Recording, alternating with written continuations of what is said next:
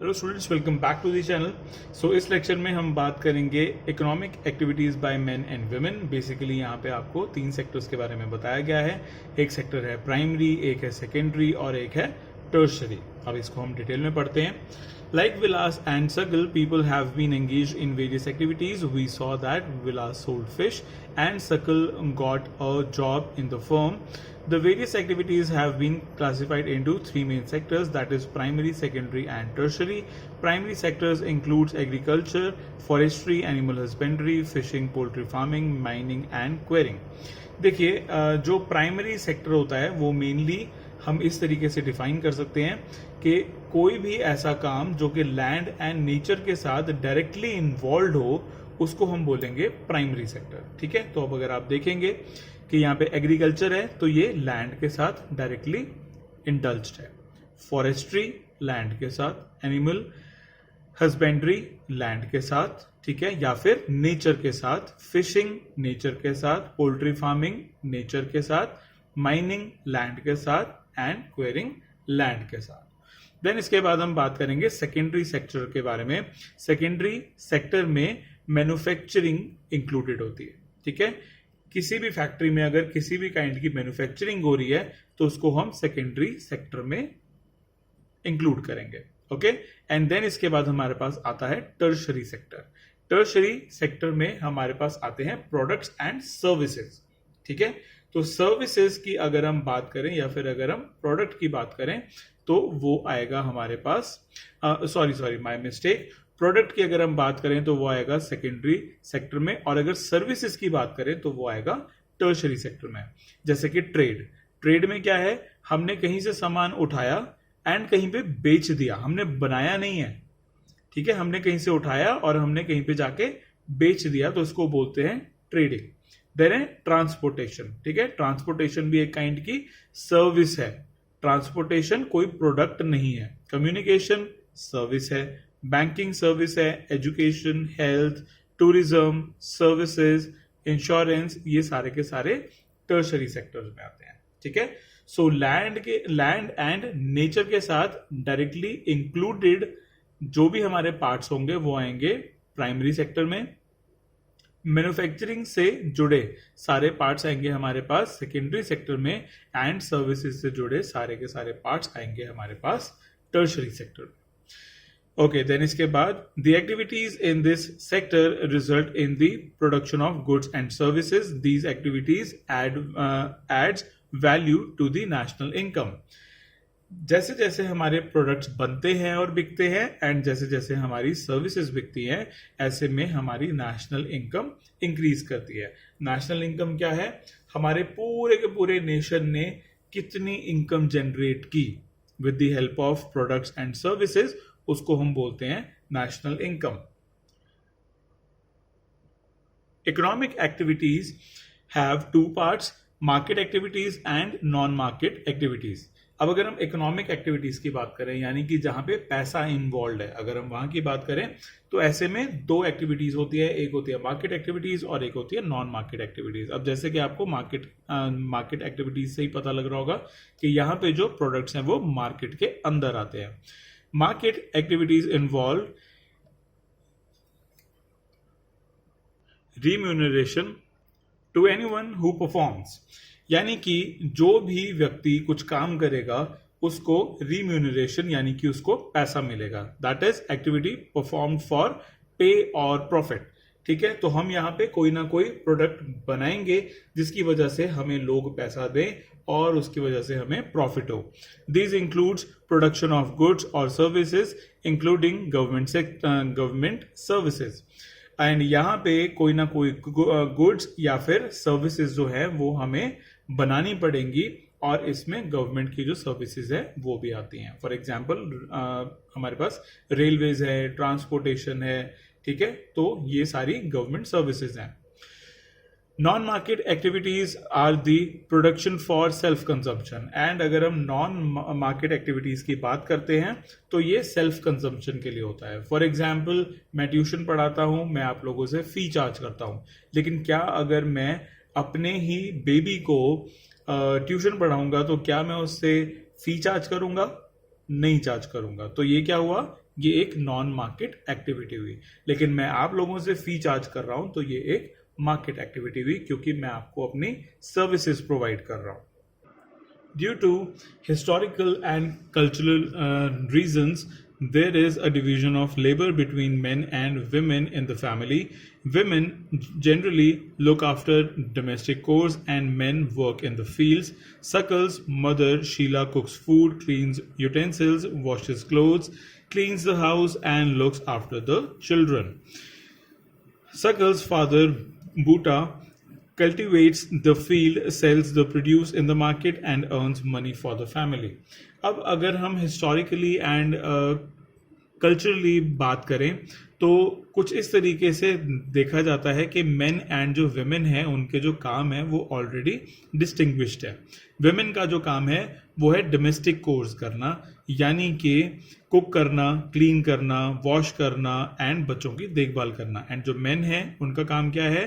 Fields में जाके काम करना एंड जो प्रोड्यूस हुआ है उसको सेल कर देना मार्केट में एंड फैमिली के लिए पैसा अर्न करके आना।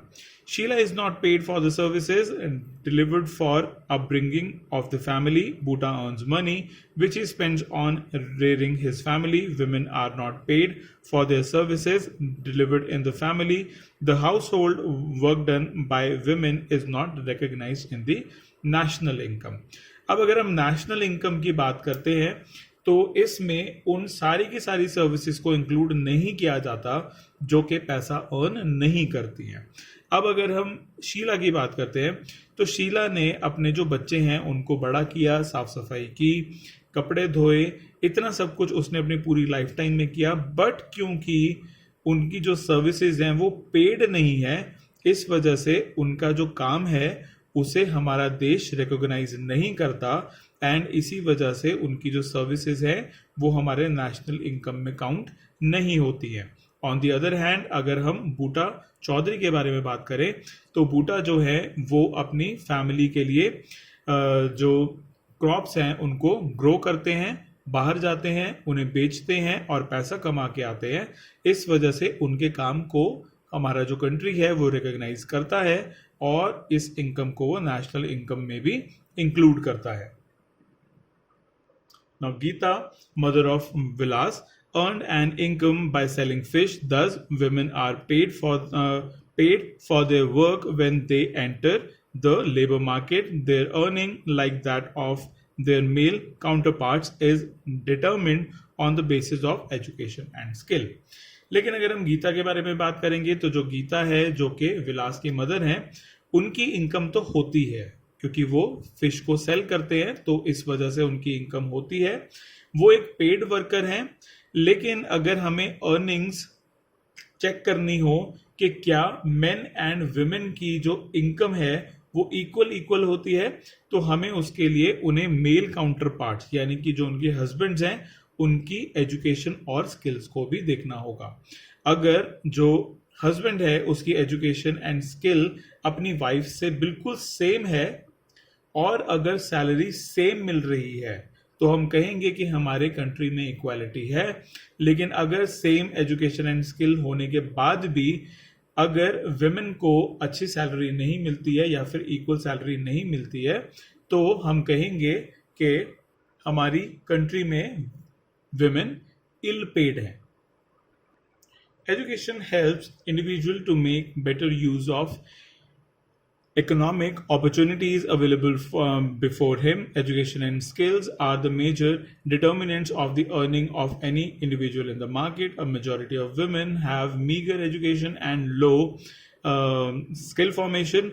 Women are paid low compared to men. Most women work where job security is not there. Various activities relating to legal protection is meager.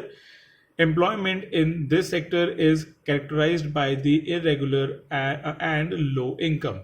So अगर हम बात करते हैं कि अगर हमें इनकम को डिटर्मिन करना है कि कैसे हमारी इनकम हाई होगी, तो हमें अपनी एजुकेशन एंड स्किल्स को देखना होगा। अगर हम ज़्यादा एजुकेटेड होंगे तो हमारी जो इनकम्स हैं वो भी ज़्यादा होंगी, अगर हम ज़्यादा स्किलफुल होंगे तो भी हमारी इनकम ज़्यादा होगी। लेकिन अगर हम अपने कंट्री के बारे में बात करते हैं तो हमारी कंट्री में विमेन की एजुकेशन को ज़्यादा इंपॉर्टेंस नहीं दी जाती है।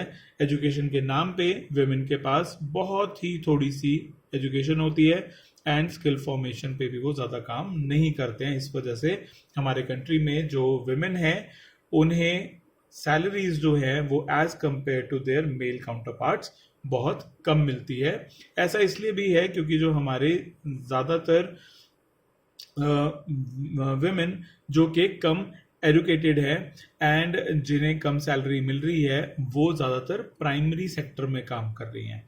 एंड प्राइमरी सेक्टर में जो एम्प्लॉयमेंट होती है वो इरेगुलर होती है और जो इनकम है वो भी लो होती है एंड साथ ही साथ लीगल प्रोटेक्शंस भी नहीं होती एंड मैटरनिटी लीव की फैसिलिटीज भी नहीं होती, जो कि बहुत ही बेसिक है। अगर कोई भी एक लेडी है तो ऑब्वियसली उसका एक बच्चा पैदा होगा, लेकिन जो प्राइमरी सेक्टर है वो maternity leave, child care, social security systems ऐसा कुछ भी किसी भी फीमेल को प्रोवाइड नहीं करता है। इसकी वजह से भी जो विमेन है उनकी इनकम जो है वो काफ़ी ज़्यादा लो रहती है। However, women with high education and skill formation are paid at par with the men. Among the organized sector, teaching and medicine attracts them the most. Some women have entered administrative and other services, including jobs that need high levels of scientific and technological competence. Ask your sister or your classmate what she would like to take up as a career. सो यहाँ पे अभी तक तो हमने बात की उन ladies के बारे में जिनके पास एजुकेशन कम है एंड स्किल्स कम है। लेकिन अगर हम उन विमेन के बारे में बात करते हैं जिनके पास एजुकेशन एंड स्किल बहुत अच्छे हैं, तो उनकी जो इनकम है वो मेन के एट पार है, यानी कि मेन के जितनी ही है। ठीक है। अमंग द ऑर्गेनाइज सेक्टर, अगर हम ऑर्गेनाइज्ड सेक्टर की बात करते हैं तो टीचिंग एंड मेडिसिन जो है वो इनको सबसे ज़्यादा अट्रैक्टिव लगते हैं, यानी कि जो ज़्यादातर विमेन है वो टीचिंग के प्रोफेशन में है या फिर मेडिसिन के प्रोफेशन में है। मेडिसिन यानी कि वो डॉक्टर, नर्स, फार्मासिस्ट, फिजिस्ट कुछ भी हो सकती है। ठीक है। सो ज़्यादातर जो पढ़ी लिखी लेडीज हैं उनकी जो इनकम है वो उनके मेल काउंटर पार्ट्स के जितनी ही है एंड ज़्यादातर पढ़ी लिखी लेडीज जो है वो टीचिंग या फिर मेडिसिन के फील्ड में हमारे कंट्रीज में बहुत है। Some women have entered administrative and other services including job, and कुछ जो लेडीज हैं उन्होंने एडमिनिस्ट्रेटिव सर्विसेज भी ज्वाइन किए हैं, यानी कि वो IAS या फिर IPS है। एंड कुछ जो लेडीज हैं वो साइंटिफिक एंड टेक्नोलॉजिकल कॉम्पिटेंस भी रखती है, यानी कि उनका साइंटिफिकली एंड टेक्नोलॉजी की तरफ उनका बहुत ज़्यादा ध्यान है, बहुत ज़्यादा उनकी कॉम्पिटेंस है, वो बहुत अच्छा उसमें परफॉर्म कर रही है। तो हमारे कंट्री में जो पढ़ी लिखी लेडीज़ है वो भी है, जो अनपढ़ लेडीज़ है वो भी हैं, या फिर जो कम पढ़ी लिखी लेडीज़ है वो भी है। सभी की अपनी अपनी सैलरीज है, लेकिन हाँ अगर जो लेडीज़ हैं वो ज़्यादा पढ़ेंगी, वो ज़्यादा अपने हेल्थ पे ध्यान रखेंगी, कम बीमार पड़ेंगी, तो ऐसे में उन्हें अच्छी जॉब्स डेफिनेटली मिल सकती हैं और वो अच्छा खासा पैसा अर्न भी कर सकती हैं। So that's it for this video students, I will see you in the next one.